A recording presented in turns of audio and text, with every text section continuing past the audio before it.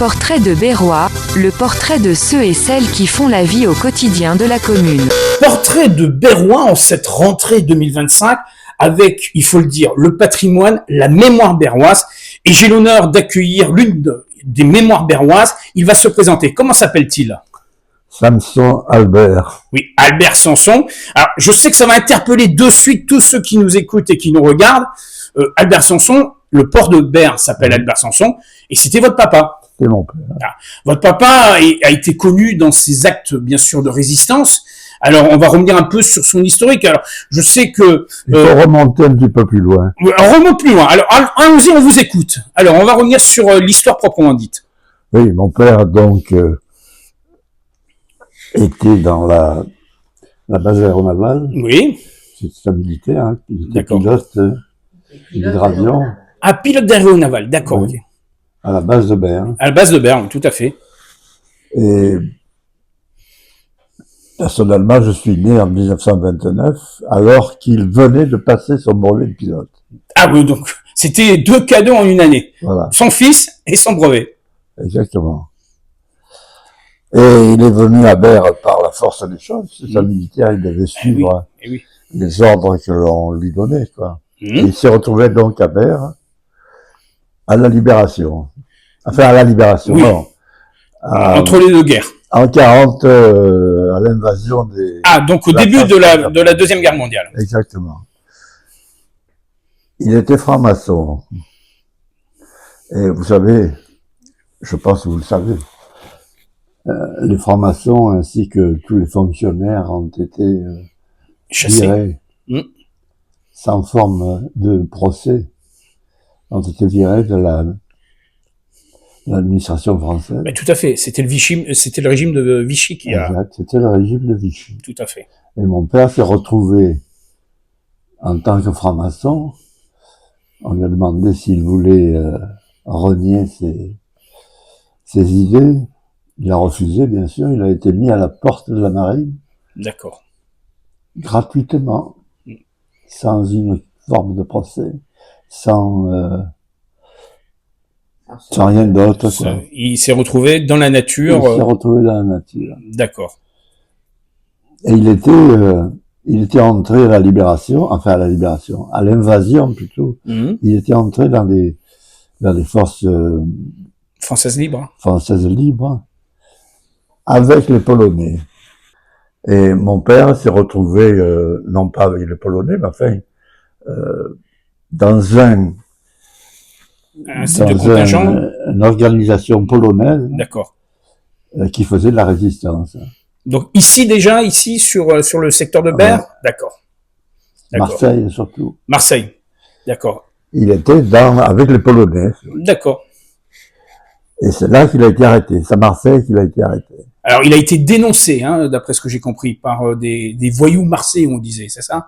Voilà, à l'époque, c'était les voyous marseillais Oui, qui c'était tenaient le haut un du peu pavé. voilà, une mafia Qui tenaient marseillaise. le haut du pavé à Marseille. Qui travaillait pour les Allemands. Et qui travaillaient pour les Allemands. Je pense que chaque tête arrêtée leur permettait d'encaisser Oui, ils faisaient leur business avec les comme Allemands. il faut maintenant, je crois. Oui, Ouais, ce sont toujours les mêmes mentalités. Oui, c'est pas les mêmes.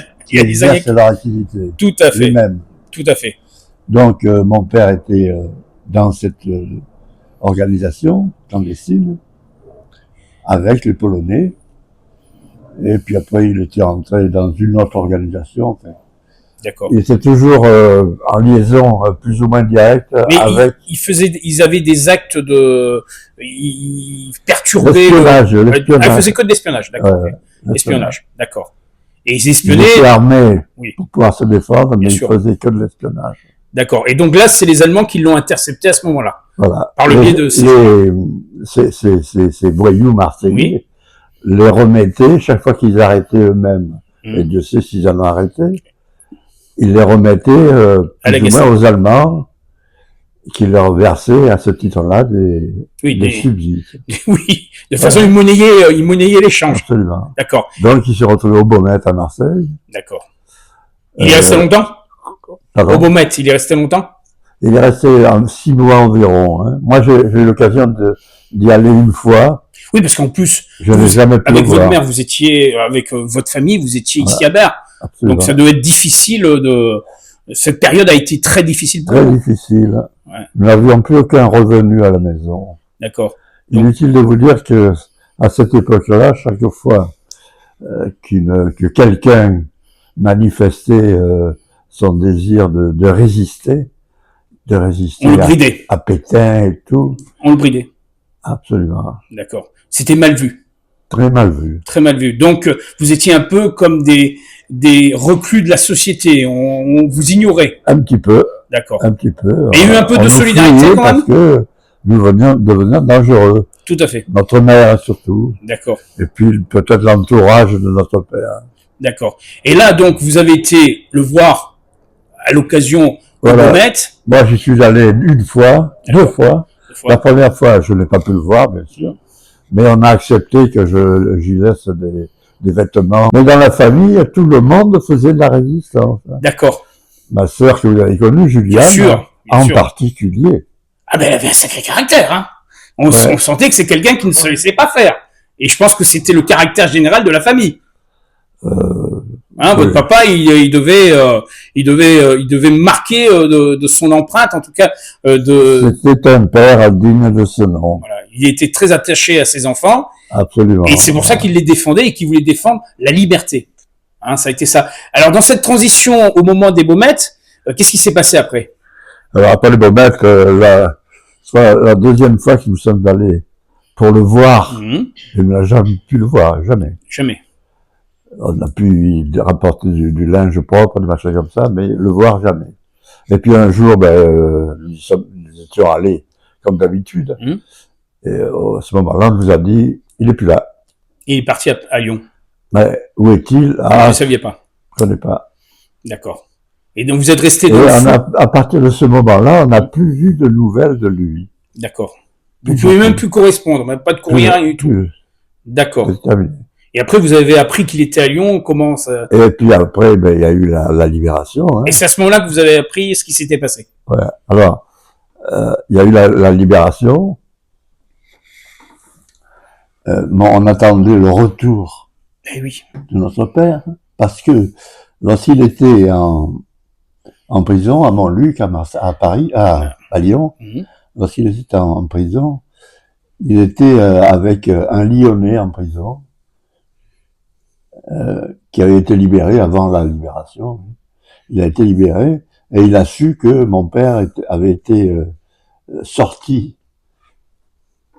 extradé de Lyon, je ne me rappelle plus quelle date exactement. Le 19 juillet 1944. Voilà. C'est très précis.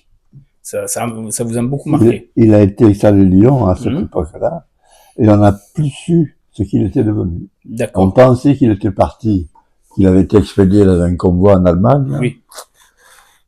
Mais en fait, tous les prisonniers qui avaient été partis en Allemagne sont revenus. D'accord. Et puis mon père, ne revenait pas, quoi. Et c'est Châtillon d'Azar. c'était un gars de Berle, un bijoutier de Berle, oui, qui était d'origine lyonnaise. Il s'était proposé à ma mère de faire des recherches à Lyon. D'accord. Parce que tout le monde était rentré, tous les prisonniers étaient rentrés. Oui, on était dans la, voilà. Et nous, on attendait, quoi. Et cette personne-là, gentiment, a fait des recherches dans l'administration lyonnaise. Chaque fois, et Dieu sait si à Lyon et autour de Lyon, il y a eu des fusillés, énormément. Énormément, puisqu'il y avait une forte Et présence.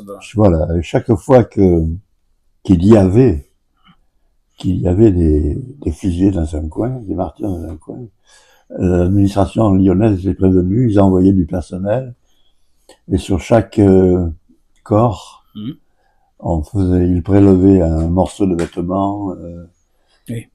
Pour attester que la personne. quelque chose qui signale. Qui serait... Voilà, et puis en parcourant ces dossiers, cette personne-là a reconnu mon père. D'accord. On a su qu'il avait été fusillé à Châtillon d'Azergue. Le 19 juillet. Le 19 juillet. Voilà, c'était une déception immense, pas c'est bien. Et votre mère a dû être encore plus, ça a dû être encore plus difficile pour elle, parce qu'elle s'est retrouvée seule à s'occuper de ses enfants et à s'occuper du foyer. Et puis il a fallu encore là. Mon père était toujours dans l'armée.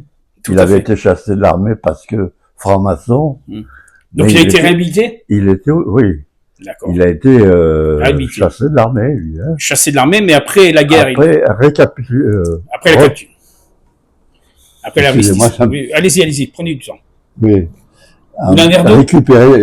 récupéré dans l'armée après. Mhm. Et on lui a restitué son grade, Mhm.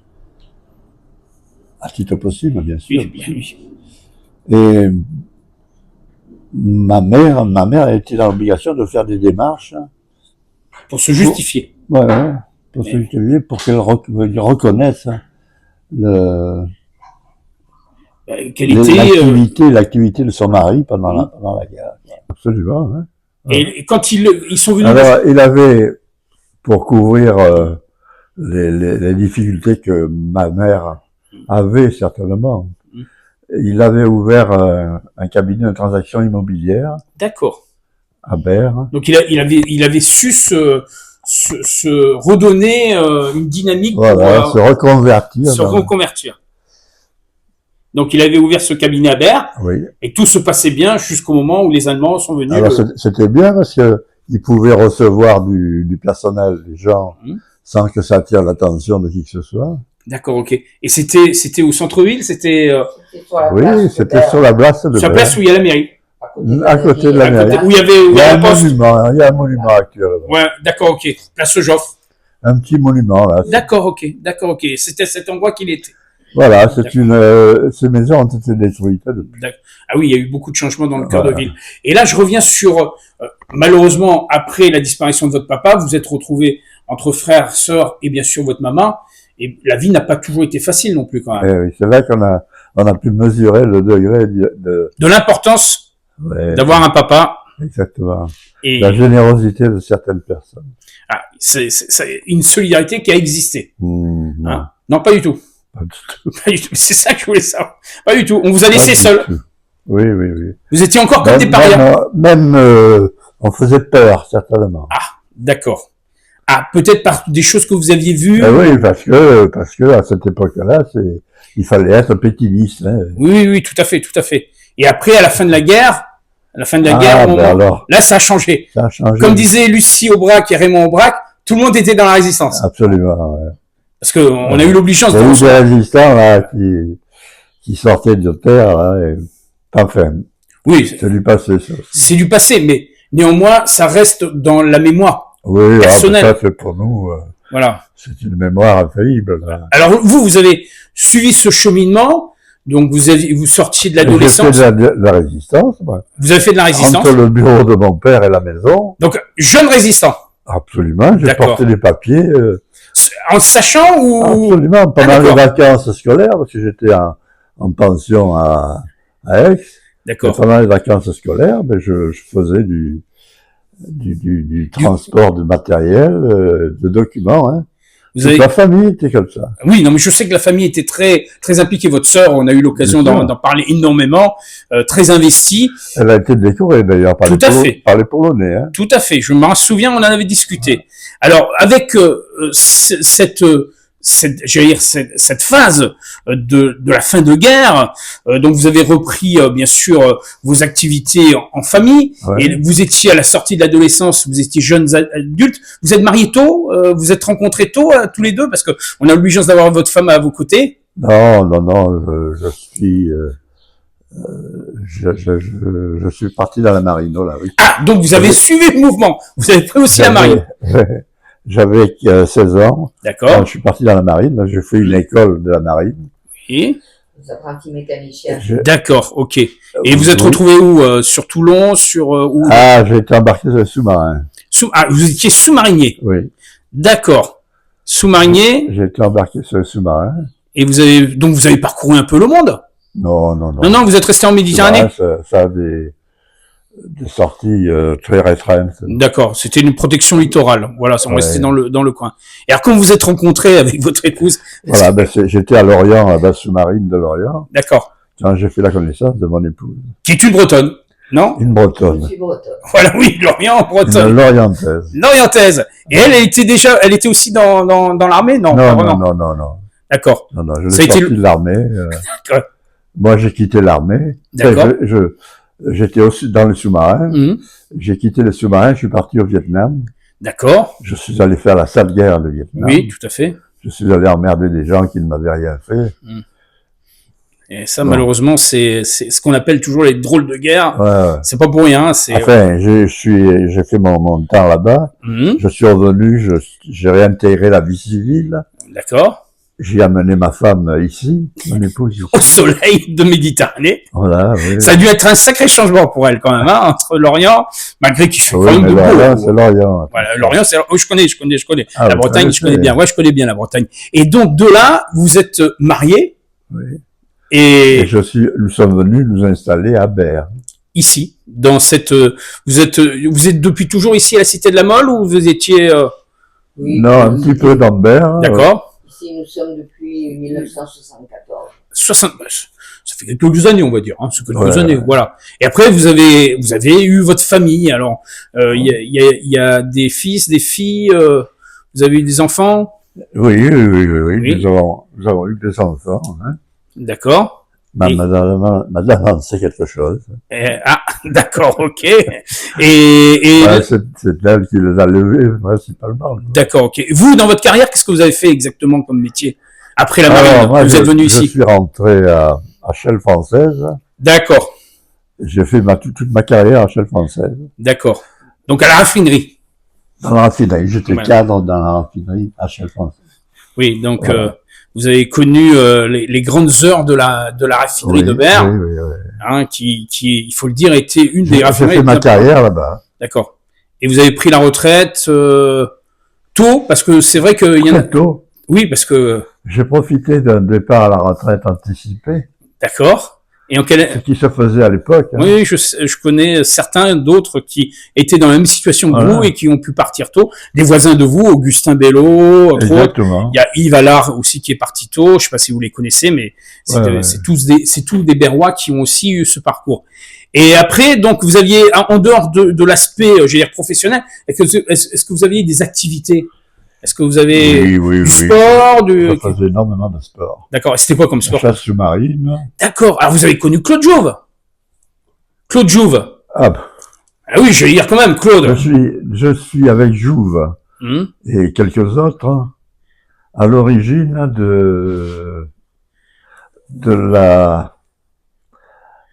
de l'équipe de plongeurs de Berre. C'est bien ce qui me semblait. Voilà. Il me semblait, alors sans rentrer dans les détails, il me semblait que vous faisiez partie parce que j'ai côtoyé énormément Claude et Claude m'a montré plein de documents qu'il avait, des photos. Voilà. Et c'était un monsieur extraordinaire et que vous avez pu côtoyer également dans cette. Alors c'était une passion. Vous alliez ensemble, vous sortiez sur l'étang de Berre ou en Méditerranée plus Non, en Méditerranée. D'accord, en Méditerranée, d'accord. On sortait jamais sur l'étang de Berre. D'accord, toujours en En Méditerranée. Méditerranée. tout le D'accord. temps. Donc cette passion alliée à votre métier, vous aviez un emploi du temps bien chargé. Ah ouais. D'accord. Donc vous avez, j'allais Ouais, dire, à l'époque, il y avait pas mal de liberté, des voitures, oui, c'était C'était différent. une belle époque. Ouais, C'était une belle époque. c'est ce que relatent pas mal de gens qui ont vécu cette période et qui ont, c'était, alors je dis pas que c'était les 30 glorieuses après-guerre, mais c'était une époque insouciante. Absolument. Voilà. En tout cas, honnêtement, ça nous a fait plaisir de vous avoir quelques instants à nos côtés pour retracer un peu votre parcours, votre histoire, surtout celle de votre papa, parce qu'il faut quand même le dire, Albert Sanson a marqué l'histoire de la ville, mais au-delà, au plan national. Et je reviens sur le fait que beaucoup de jeunes générations ne connaissent pas, sauf le nom, parce que c'est vrai que quand on dit aux jeunes, vous savez comment s'appelle le port? Ils nous disent le port Albert Sanson. Mais quand on leur demande la question, qui était Albert Sanson? Ils ont plus de difficultés. Alors, grâce à vous, aujourd'hui, on va pouvoir donner une réponse à leurs questions. Merci encore à tous les deux. À très bientôt. Merci. Portrait de Berrois, le portrait de ceux et celles qui font la vie au quotidien de la commune.